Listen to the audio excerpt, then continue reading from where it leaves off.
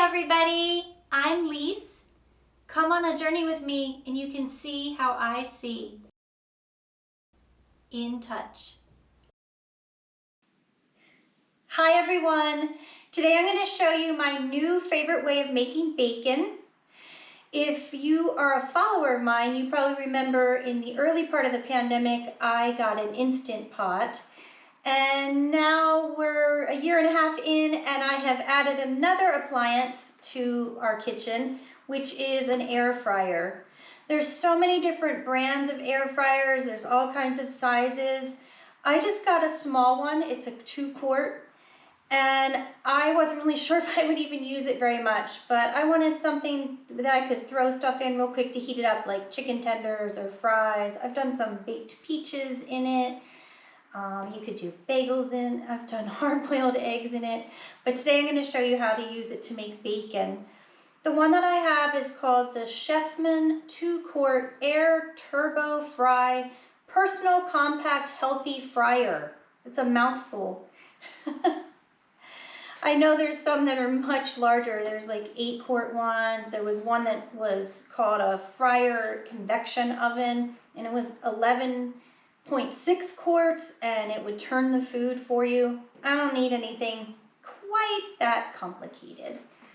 All right, so I'm gonna pull the basket out of the front of the unit, and there's a tray that I've already put in here. I'm gonna make just 2 slices of bacon. I'm gonna just spread them out in the bottom. I even kind of let them rest along that outside edge. You don't want it, you want to try to not overlap them so that it can crisp up. My bacon's kind of twisting on me a little bit here. I'll get my other piece. All right, and that in here. There we go. Wipe my fingers off. All right, there's the bacon on the tray in the basket. I'm going to slide it into the unit. All right, this is blind friendly because it has dials. It's not touch screen. And I have not, but I could very easily, I can feel where the arrow is, the pointer, and I could very easily put dots around this outside and to help mark it. I haven't done that yet for the timer. And then the temperature control is also a dial. It's on the top of the unit. And it also has an arrow that I can feel. It clicks when it gets past warm. I can tell from the relative position of the dial what I'm setting it to, but I could also put some tactile labels on it. I'm gonna use a service on my phone just to demonstrate another way that I can set appliances. So, OpenIRA. And Aira allows you to connect to a live agent. It's a whole lot like a FaceTime call or a Skype call. They can see, using your camera, what you're doing and give you visual feedback about it. So I'm gonna go ahead and tap the button that says call Aira for free. And you'll hear it ringing. Let me make it louder so y'all can hear. Cindy. Duration. 0 hours. Thanks for calling Aira. This is Cindy. What should you do today? Hi, Cindy. I'm making a recording for a presentation that I'm going to be doing. Are you comfortable with me recording our session right now? Sure. Okay, I just didn't want to do that without asking. This is an air fryer, and I need help setting the dial here. I'm going to get my hand out of your way. We seem to have lost our connection. Are you there?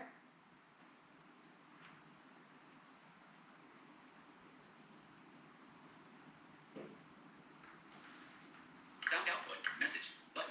Privacy mode. Message. Sound out. Duration. 0 hours. 0 minutes. 48 seconds. Reconnect. There we go. There you are. It's like I lost you. 54 seconds. All right, so I'm trying to set this to 375. Okay, 375. See where we're at. We're at 0 right now. So if you go ahead and turn the dial to the right. All right. Is that too fast or is that? No, keep going. All right. 200, 3. Hold it right there. Keep going. Oh, I see the number now. Keep going. You're at 300, 350 right there, 375. Oop. Is that good? Perfect. All right. And then there's a timer dial on the front that we want to do for 7 minutes. I'm trying to figure out how to hold the camera and not block your view. No, that's fine. Okay. Sorry. And then go ahead and turn it. Yep, hold on. That's 2. Oh, yeah, 2, 4. Okay, now you're at 10. Okay, let's go back. Let's see. So that's at 2, 4, 6. Yeah, you're right in between 6 and 8 there. Okay, so that's probably what we need then. All right, thank you so much. Have a You're good day. welcome. Bye-bye. 2. Audio stop. All right, so that's Aira. You saw we had a little bit of a network connection issue. That was probably my Wi-Fi actually, but fortunately she was able to get back to me. So this is gonna cook. And what I typically would do is I would turn this timer well beyond what I know it needs to go to, and I would use a different timer. I would set a timer on my phone, or I might set a timer using Alexa. But I wanted to show you that other option that people can use to be able to set dials and so forth. Alexa, stop. So she thought I was talking to her instead of about her. We call her Amanda in my house when we're talking about her so that doesn't happen, but I didn't think you would know who Amanda was, so. All right, so if I was cooking the bacon on the stove, I would use timing to know how long to cook it.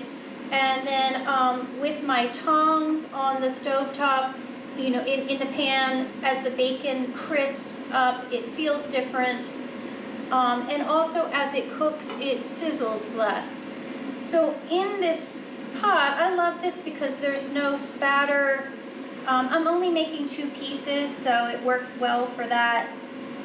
If you were trying to feed a family of 8, this may not be the approach you want to use. You can also do bacon in the oven. That's another way if someone's not comfortable doing it on the stovetop. Turning it can be a challenge if you have your pan really crowded. So sometimes I'll even cook it all on one side and lay it out on paper towels and kind of flip it over there and then lay it back in the pan. You can just turn it in the pan, but if I'm crowded, I'll do it that way. There's also a device that it kind of looks like a cymbal, like you'd have it in an orchestra. So it's a metal disc that has a knob in the center on the top of it, and you can put the bacon in the pan and then lay this bacon crisper is what it's called. You can lay that on top of the meat. So as the pan heats, that disc also heats up and cooks the top side of the bacon, so you don't have to turn it. So that's another tool that you can use to help make bacon if you were doing it on the stovetop. So as this is cooking in here, I'm starting to hear it sizzle in there. So I have a timer going. I will use that to know when the bacon is finished. But as it's almost finished, it'll start to smell like it's done, and also it will be popping less, sizzling less, which is the same cues that I would have if it was on the stove. So this is when, you know, you've got this cooking time. You could be making your eggs to finish out your breakfast. Sometimes I even throw it in the morning and then I go grab my shower. It makes me take a quick shower, and then the bacon's done when I get out. The nice thing about the fryer is when the timer counts down, when it finishes, it turns the fryer off. So if you've set it to the right amount and for whatever reason you didn't get back to it right away, it's not gonna continue to cook. It will stop. So that could be a disadvantage of, you know, I told you sometimes I'll turn it past the needed time and use an alternate timer. If for some reason that alternate timer went off and I didn't get back to the cooker right away, it would continue to cook. So that is a disadvantage of doing it that way. It doesn't have that safety shut-off option for you. It'll just keep cooking for however long you set it. Alright, it didn't seem necessary for you guys to hang out the whole time while that was cooking, so I paused the camera and now I'm back. It should just about be finished. I didn't set that alternate timer, so I'm not sure exactly how much time is left, but it's not really sizzling anymore. It smells like it's just about done. It seems like it's been about that much time. So hopefully our timer will sound here shortly, and I'll show you how I get the bacon out of here. So if you're using this yourself, everybody likes their bacon done a different amount.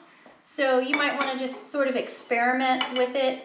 Start by cooking it for 5 minutes, see if it's done enough. I like it really crisp. So then you could do 6 and up to 7, you know, just until you get it to be the way you want it to be. All right, so there's my bacon. I'm gonna use these, this is real hot, this metal part, of course. So gotta be careful with that. All right, there's my bacon. I think I actually got both pieces at once. Yes, I did. So I might want it a little bit crisper than that, but it's good. So what I do sometimes is I'll go ahead and take this rack out of here and put it to the side, just putting it on the plate there. And that way it's not, you know, just resting in this grease. When this cools down, it's real easy. You can just take a paper towel and blot it out and throw it away. So the cleanup is real easy.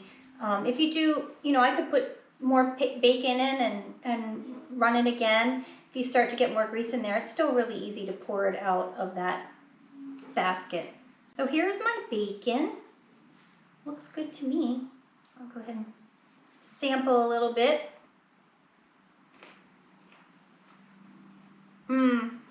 That's good.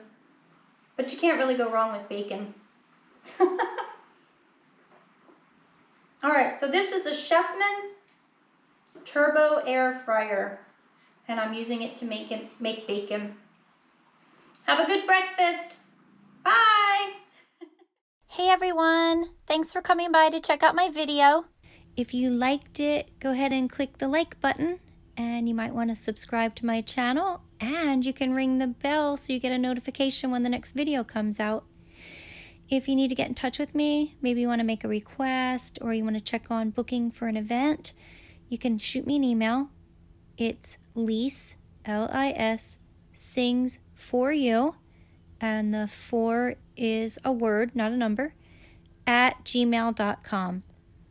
Hope to hear from you soon. Bye!